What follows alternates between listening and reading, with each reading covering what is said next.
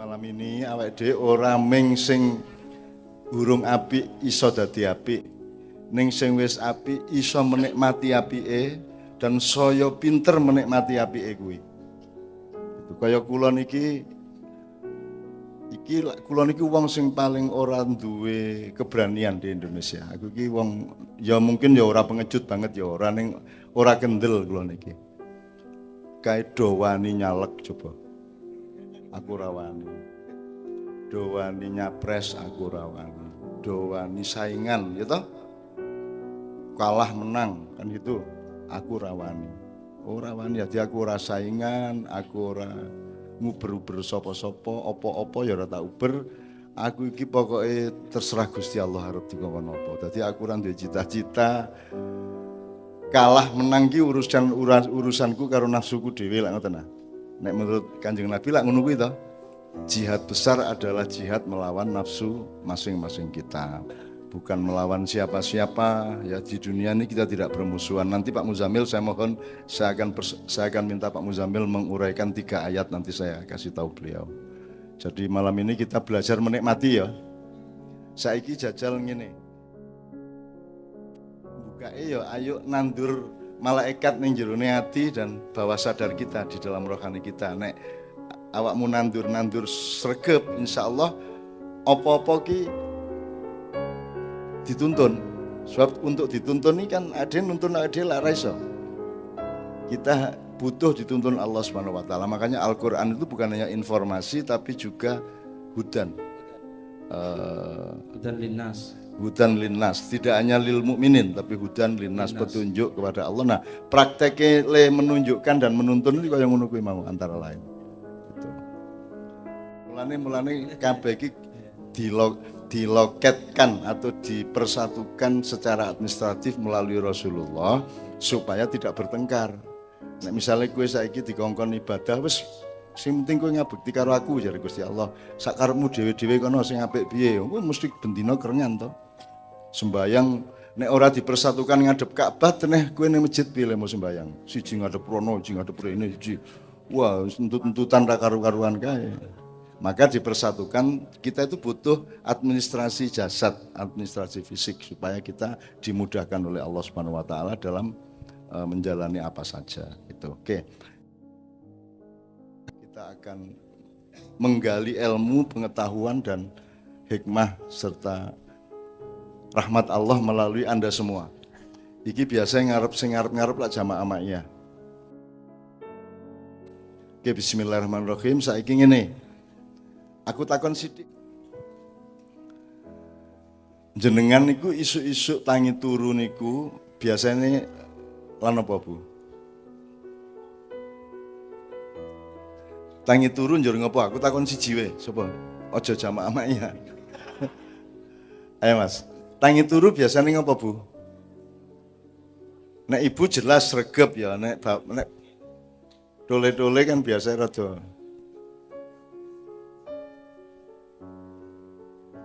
Bu, kalau saya tanya bengok ora apa lho Bu ya, sing cantas Bu ya. Ngene wae. Coba bocah-bocah sing nom-nom sing biasa gelem. Kowe nek esuk nglakoni apa-apa ki spontan apa wis kok rencanake wingine sadurunge turu? Spontan. Dadi kowe ora duwe rencana. Dadi nek arep turu kae ora mikir sesuk piye, mau piye ora tak mikir. Oh alah jan wedhus iki jenenge. Nek menungso kan duwe mburi, duwe ngarep gitu. Sadurunge turu, wong turu ki urung karuan tangi ya toh. Oh, sapa sing turu mesti tangi? Ora ana toh?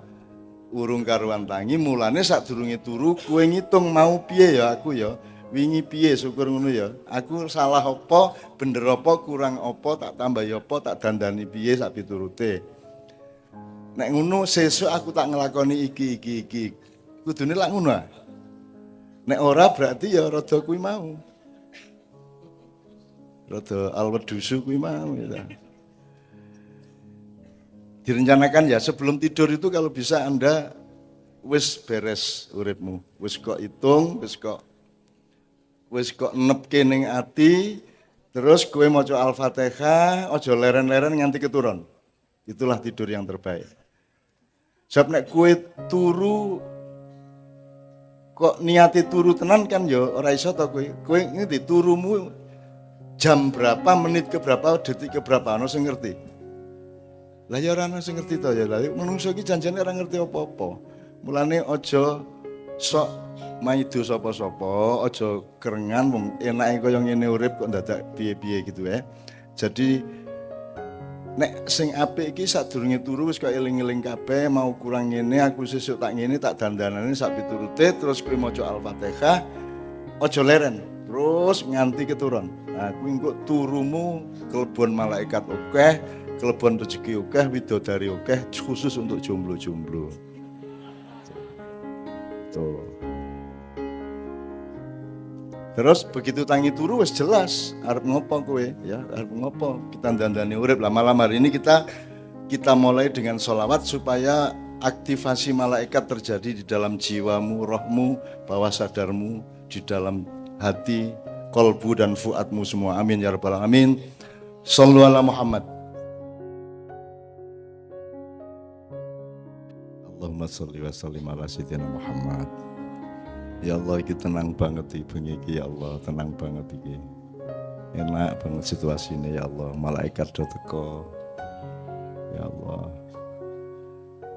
Sinaune mesti iso jeru banget ya. Amin ya rabbal alamin. Wis turu wae penak wis. Gembira ya semua ya. Malam ini kita cari gembira karena Islam itu datang, Pak Muzamil, Islam itu datang kan Basyira wa nadhira. Untuk menggembirakan. Berarti pengajian kok metenteng ngono, waduh iki mesti agama aneh iki kan. Ya kudu gembira piye carane ya apa saja harus kita nikmati. Bahkan tadi malam itu ada yang namanya energi alhamdulillah.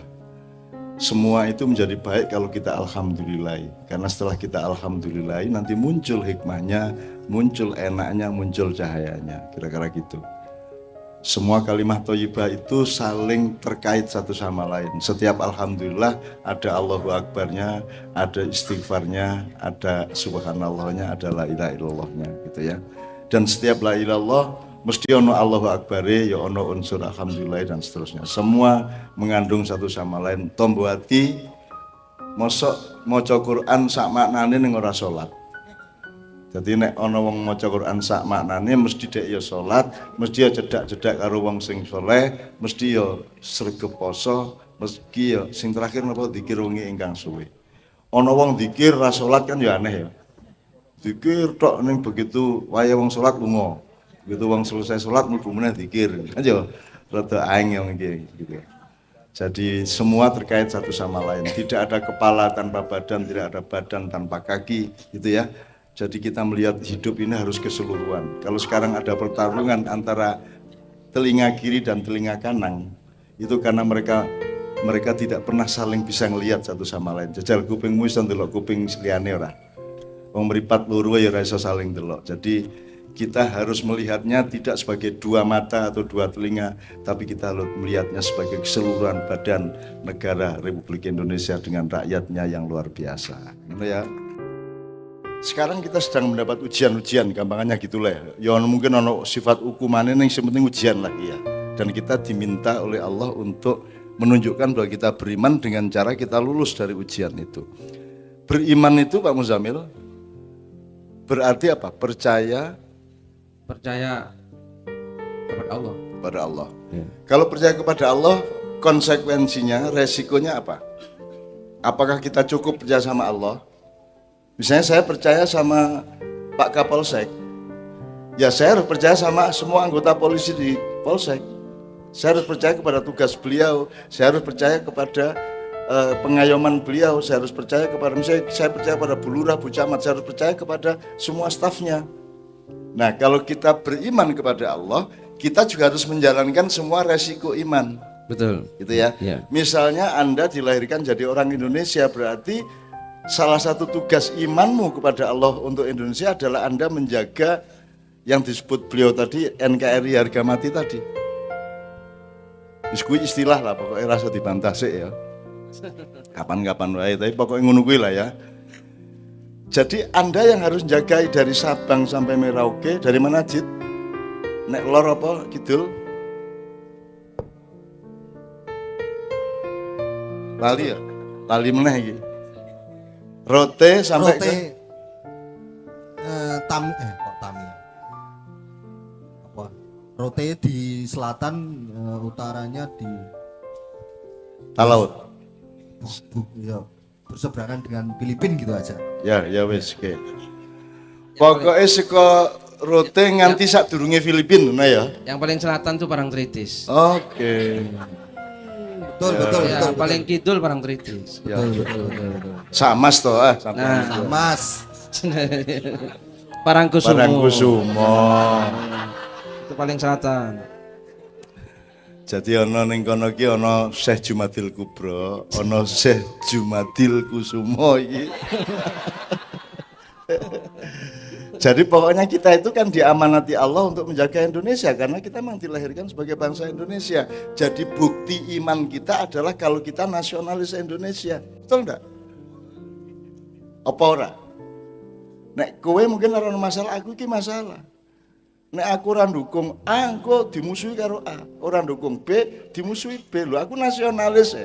Aku sayang karo kowe kabeh. Piye to? Mosok aku salah? Wong aku sing jaga rakyatmu kabeh kok. Gitu loh.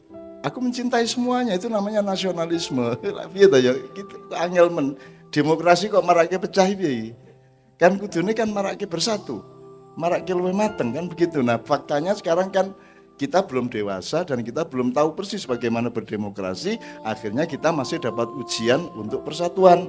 Kita masih terpecah belah sekarang. Nah, berarti kita urusannya tidak hanya sama Indonesia dan demokrasi, urusannya sama iman kepada Allah. Saya mempertahankan iman saya kepada Allah dan saya mempertahankan nasionalisme saya kepada Indonesia. Apa sebabnya? Karena nasionalisme saya kepada Indonesia itu adalah kewajiban dari Allah saya. Bagi saya itu kewajiban agama. Saya tidak dilahirkan sebagai orang Arab di negeri Arab, maka saya wajib menjaga amanat Allah yang namanya Republik Indonesia. Nek upamane biyen aku lahir pas mau Jepait, ya tak Joko mau Jepait. Lah saiki anak Indonesia ya Indonesia. Dan itu saya pertahankan habis-habisan. Meskipun saya harus menerima risiko kayak apapun, saya akan tetap pertahankan di situ gitu ya. Oke. Banyak mana yang sampean tahu tentang Indonesia dibanding yang sampean enggak tahu? Upamane tentang 02 atau 01, sampean itu tahunya mengenai beliau berdua dan lain-lain itu berapa persen kira-kira orang Emplak ini? 50% ono? 10% ono? Nah, ora sah ngurusi sing kowe urung ngerti.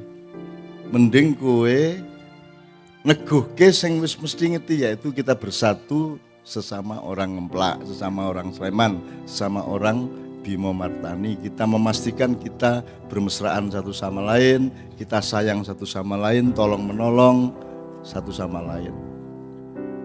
Gitu ya. Meskipun nanti presidennya tuh Fir'aun upamanya, kita tetap kompak gitu loh, upamane gitu ya. Jadi kita tidak akan ikut terseret apa-apa.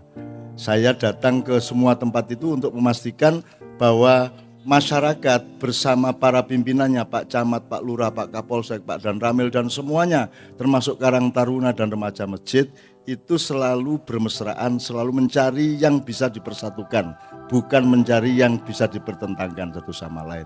Setuju ndak ibu-ibu sekalian? Ngono kuwi jan mengan. Dadi sale kowe nek melu-melu ya ngopo? Kowe ya mesti ora mudenge kowe. Kowe mesti ora mudeng. Aku jane wegah mudeng ki wegah aku jane. Gitu loh. Jadi saya juga menghindar terus meskipun saya diseret-seret terus, tapi saya menghindar.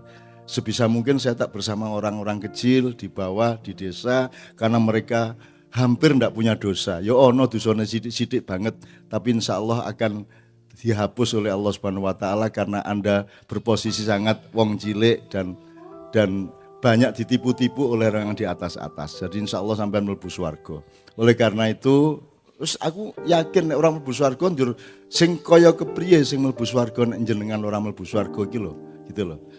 Mesti nek aku ya optimis lah, nek ora mesti ya optimis, nek ora optimis ya yakin, nek ora yakin ya husnudzon lah paling tidak gitu ya. Nah, sekarang Pak Muzamil tolong kita teguhkan bahwa tidak setiap orang itu bertanggung jawab atas semua skala. Ya la yukallifullahu nafsan illa wus'aha. Ya, jadi tidak setiap Anda bertanggung jawab pada Indonesia. Pak Kapolsek tanggung jawabnya sekecamatan Ngemplak. Dia tidak bertanggung jawab atas kecamatan yang lain di Sleman. Kita juga begitu, harus tahu skala kita, jangan menanggung beban-beban yang Anda tidak mengerti dan tidak kuat untuk menyangganya. Pak Muzamil tolong diberikan beberapa pemahaman. Tepuk tangan semua untuk kiai kita.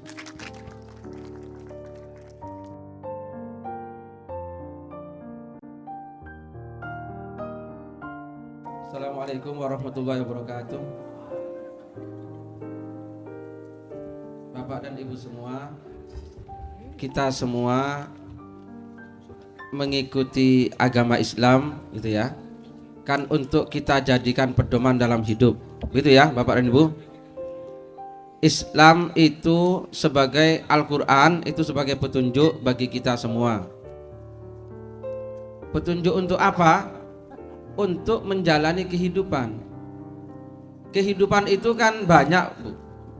Mulai dari bagaimana kita bersaudara dengan ya, bagaimana anak kepada orang tua kepada anak, kakak kepada adik, adik kepada kakaknya. Terus setelah berkeluarga, istri kepada suami, suami kepada istri. Terus kita bertetangga, gitu ya. Bertetangga, bagaimana kita dengan tetangga. Itu petunjuknya kan ada dalam Islam. Kita mengikuti Islam untuk itu. Kemudian kita berdagang. Kalau seperti siapa ini, Mas Saiful berdagang. Ini kan dia, kalau orang Islam kan terikat dengan ajaran Islam. Bagaimana dia berdagang tapi mengikuti petunjuk dari Islam. Terus ada yang bertani. Bertani juga kalau Islam terikat dengan ajaran Islam, bagaimana bisa mengikuti bertani ala Islam. Nah, kemudian selanjutnya jadi pejabat, gitu ya. Kalau dia memang orang Islam kan juga mestinya bagaimana menjalankan wewenang dalam jabatannya itu mengikuti ajaran Islam. Nah, nanti Islam itu akhirnya menjadi titik temu. Meskipun jenengan berbeda-beda, ada yang petani, ada yang pedagang, ada yang gojek, gitu ya, ada yang rental, ada yang pejabat, ada apapun. Tapi karena sama-sama Islamnya kan akhirnya ketemu. Terus ada pilihan lurah, ya, ada pilihan lurah, ada pilihan bupati, ada pilihan presiden. Nah, mestinya karena sampean sama-sama Islamnya kan ketemu.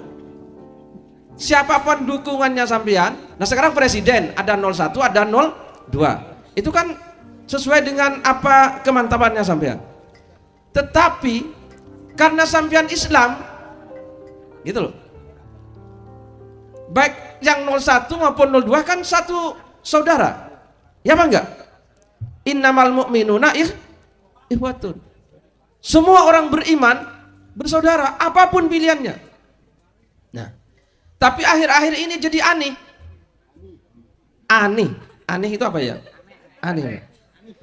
Mestinya Islam itu ditaruh di atas segalanya.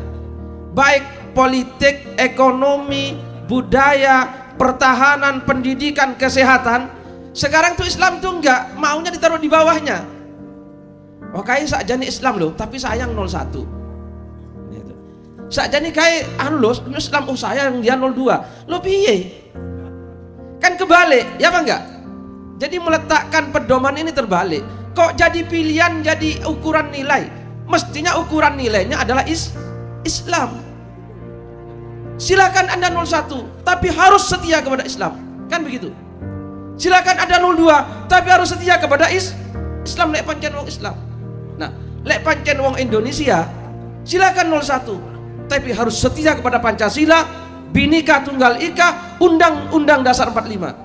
Kan begitu mestinya. Ya kan enggak? Tapi sekarang enggak. Oh, ini orang Indonesia, tapi sayang 02 Bimo Martani. Nah, gitu loh. Yo ayo kita memajukan Bimo Martani. Jangan kok terus Kepentingan Bimo Martani dikorbankan untuk 01. Keliru. Oh, kamu terus lurahnya mencatat sopo wingi sing 02. Nah itu. Pokoknya sesuk lek ngurus KTP orang tak urus. Nah itu ya. Nah ini lurah rodo Pak, contohnya dibalik, Pak. gitu. Atau dibalik ya. Dibalik kok dirani sampean 02 lho. Oh gitu. Atau 0304. Ya 03. 0304. Tak minum dulu. Sebelum diteruskan dikit ya. Bimo itu adalah bagian dari Pandhawa 5 gitu ya. Jadi Bimo harus Pandhawa 5, Arjuna harus Pandhawa 5, juga Puntadewa atau Yudhistira, Nakula Sedewa harus Pandhawa 5. Artinya secara ilmu fakultatif dan parsial, Bimo itu lambang kayak Sayyidina Umar, ketegasan, keteguhan. Kalau Yudhistira lambang dari keluasan, kelembutan dan kedalaman batin, kesucian. Kalau Arjuna lambang dari keluasan budaya. Kalau Nakula Sedewa lambang dari keseimbangan. Jadi Bimo harus punya keutuhan Pandhawa. Semua anggota Pandhawa harus punya keutuhan Pandhawa. Jadi Bima tidak bisa berdiri sendiri. Jadi orang Bimo Martani harus juga punya kelembutan dan kesucian si Yudhistira. Harus punya keteguhan Bima, harus punya keluasan Arjuna, dan harus punya keseimbangan Nakula Sedewa. Kira-kira gitu. Sama dengan Tombo Ati, ora iso siji tok, kudu kelima-limanya kita lakukan bersama-sama. Kira-kira seperti itu. Nah, selama kita belajar dari barat, semua jadi fakultatif tok. Nek wis pertanian tok. Nek wis ekonomi tok, kan begitu. Enggak, kita harus universal, kita harus universitas. Semua berada dalam sebuah keseluruhan dan keutuhan. Kira-kira gitu, Pak. Pak Muzamil. Itu sebetulnya yang mau saya sampaikan. Cuma saya tidak ahli wayang, tahunya hanya Bimo saja. Nah, jadi kita itu sekarang ini pedoman itu terbalik. Jadi pedoman itu gara-gara politik dijadikan nomor 1, maka politik itu menjadi nilai. Mestinya politik itu harus patuh kepada nilai, ya apa enggak? Politik itu bukan nilai. Jadi 01, 02, 03, 04 itu bukan nilai.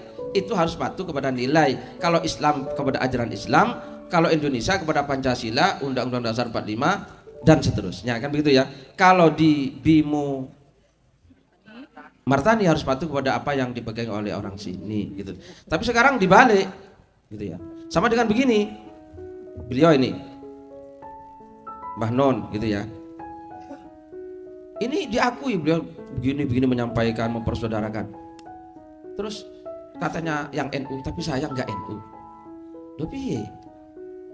Katanya orang Muhammadiyah, tapi sayang Mbah Non tuh tidak Muhammadiyah. Terus katanya MTA, sayang Mbah Non nggak MTA ya. Terus piye karepnya? Jadi akhirnya NU, Muhammadiyah, MTA, LDII, almarhum HTI, gitu ya, kan almarhum, gitu. Ya Pak Polisi ya, kan sudah dibubarkan, mendiang HTI. Dan seterusnya, ini dirobak menjadi sesuatu yang lebih tinggi dari Islam, gitu loh. Terus apalagi partai dinaikkan juga oleh kita, jadi Golkar, PDIP, Demokrat dinaikkan di atas Islam. Nah ini namanya jungkir balik. Mestinya, katanya orang NU, mestinya ya begini loh, meskipun Muhammadiyah, tapi kan Islam, sedulur, misalkan begitu, ya apa enggak? Mestinya orang NU bilang juga, orang Muhammadiyah bilang, itu meskipun NU, tapi kan Islam, gitu loh. Maka dia sedulur. Ini enggak, dia Islam loh, tapi sayang NU, kata yang Muhammadiyah. Dia Islam loh, tapi sayang FPI. Mestinya dia, itu meskipun FPI, meskipun HTI, almarhum, gitu ya, meskipun ini, tapi dia Islam, maka sedulur. Nah, kan mesti. Pak Muzamil, tolong dijelasin. Sebenarnya urusannya dua yang rakyat itu kurang menetapkan dari dalam dirinya. Satu, bedanya tujuan sama alat, goyah sama wasilah. Ya. Nomor 2, afdholiyah, ya, akmaliyah. Jadi apa yang skala prioritas tertinggi apa, kedua apa, ketiga apa. Jadi misalnya kalau dalam keindonesiaan yang nomor 1 ya Indonesia. Ya. Anda boleh Gerindra, Anda boleh PDIP, tapi tetap menomorsatukan Indonesia. Jadi Anda mau milih 01 enggak ada masalah, 02 enggak ada masalah, enggak usah berdebat antara pemilih 01, 02, itu urusan di dalam TPS ya. Kalau nanti ternyata yang jadi bukan yang Anda pilih, Anda harus sadar bahwa loh, saya kan tidak tahu segala-galanya. Mungkin pengetahuan saya memang keliru. Ya akhirnya yang jadi bukan yang saya pilih, enggak apa-apa, hidup seperti itu. Memilih istri aja belum tentu tepat seperti yang kita maui kan begitu. Dan yang tidak kita maui belum tentu tidak baik. Ya, asa antukrihu syai'an wa khairul lakum wa asa antuhibu syai'an wa huwa syarrul lakum, itu rumus dasar kita. Jadi ibu-ibu bapak sekalian, nomor 1 kudu duwe skala prioritas. Jadi nek NU Muhammadiyah itu nomor 2, yang nomor 1 Islam kan itu aja terus NU ini dadi agama, Muhammadiyah dadi agama. Demikian juga 01, 02 itu nomor 2, yang nomor 1 adalah Indonesia. Nah saya kemana-mana sampai 4067 titik menomorsatukan Indonesia. Anda berdaulat untuk memilih 01, 02, monggo dipilih masing-masing, saya tidak masalah. Dan Anda jangan mempermasalahkan saya pilih siapa. Itu kan luber, asas apa jenenge? Langsung, umum, bebas, rahasia. Jadi kenapa kita perdebatkan satu sama lain? Kenapa kita memusuhi orang lain hanya karena beda pilihan kan begitu? Wong itu sudah dijamin oleh luber kan gitu. Jadi soal apa skala prioritas ini loh yang kita sering keliru Pak Muzamil. Betul, iya. Gitu. Pak Harto itu dulu tahun 80-an dia Jawa, Islam Jawa.